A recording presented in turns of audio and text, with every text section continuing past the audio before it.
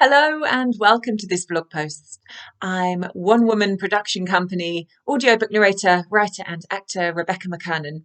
And in today's blog post, I would like to share with you the latest offering from one of my favourite people to work with, Golden Angel.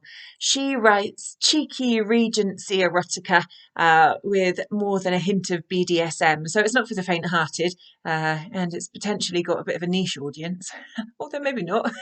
Covers a few niches there: Regency, erotica, romance, and BDSM. And this series has quite a lot of action and adventure as well, because it is set.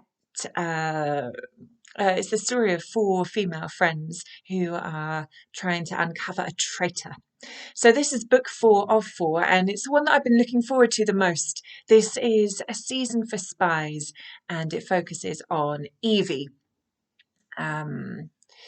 She, in my opinion, is one of the characters with the most amount of fire and stubbornness. Am I seeing some similarities here, perhaps?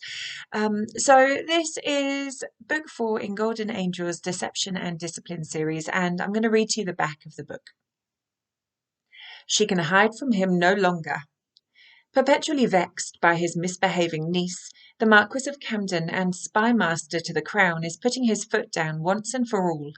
If Evie wants to be part of the hunt for the traitor, she's going to do so under the auspices of Captain Anthony Brown, the man she seduced in France before disappearing into the night after he asked her to be his mistress. Not that she ever told her uncle about the encounter, but now the captain knows her true identity, and there's going to be a price to pay.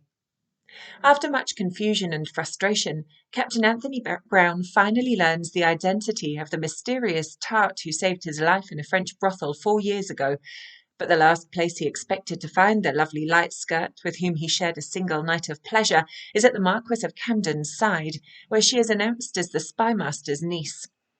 Evie has no intention of marrying, even if the domineering captain is the one man she has never been able to forget.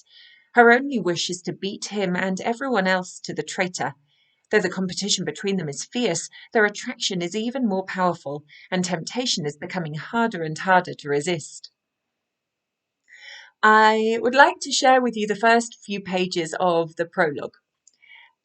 So again, this is Evie's story, a season for Spies, in Golden Angel's a Deception for Discipline, Deception and Discipline series. Prologue, 2 years earlier, Evie. Someone tried to assassinate the Duke of York. Evie burst into her uncle's office, no longer content to listen at the keyhole as her eldest cousin reported in.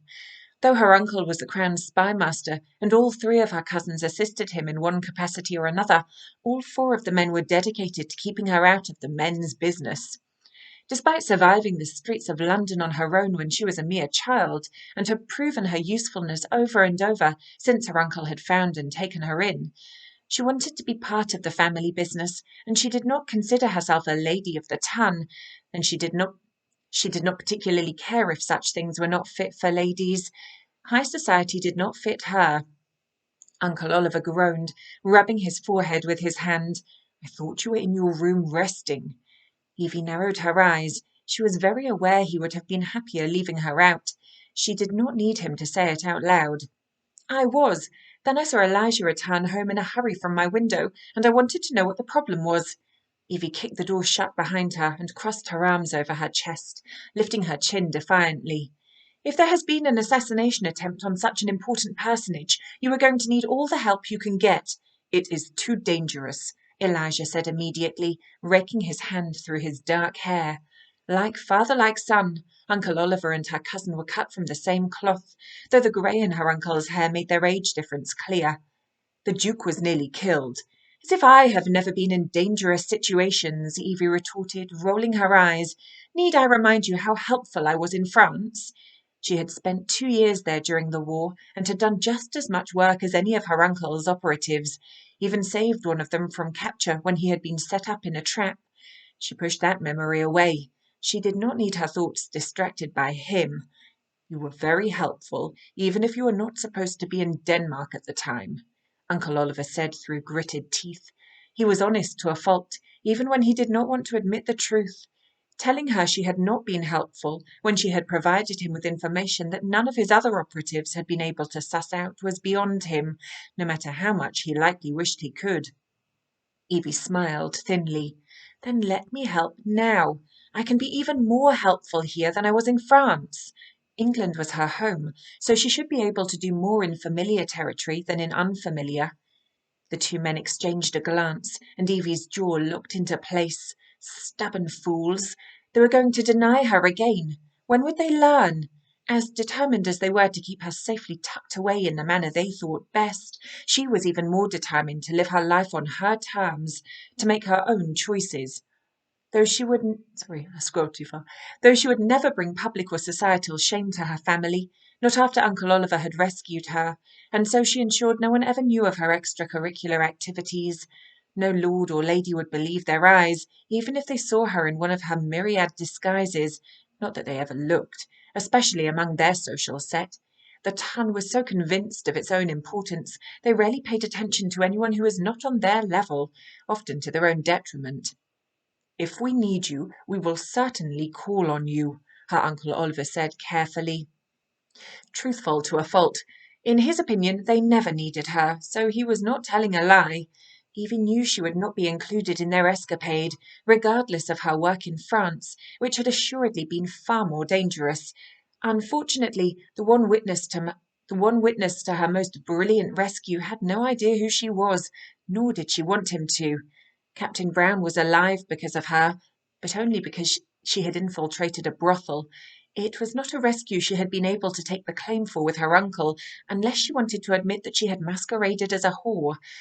Despite the outcome, she knew it would not help her cause. Bloody daft men.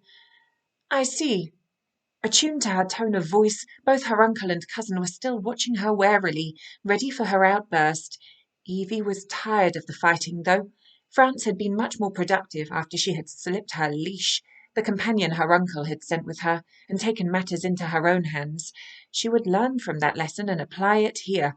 Nose in the air, she turned on her heel and yanked the door open.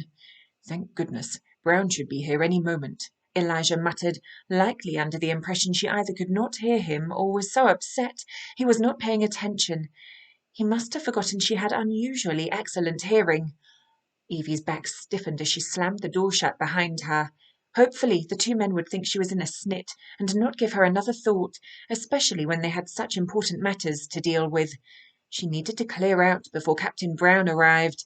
The operative had never met her as Lady Evangeline Stewart, and she intended to keep it that way. If he recognized her, it would be an utter disaster. So that's the first few pages of the prologue of Golden Angel's A Season for Spies, which is the final instalment in her Deception and Discipline quartet. I highly recommend it. It's a very entertaining read. Maybe read it on your own. So you can listen to the whole story on Audible, Amazon and iTunes, and you can find me at RebeccaMcKernan.com. Thank you for listening, and I will be back with you again soon. Mwah!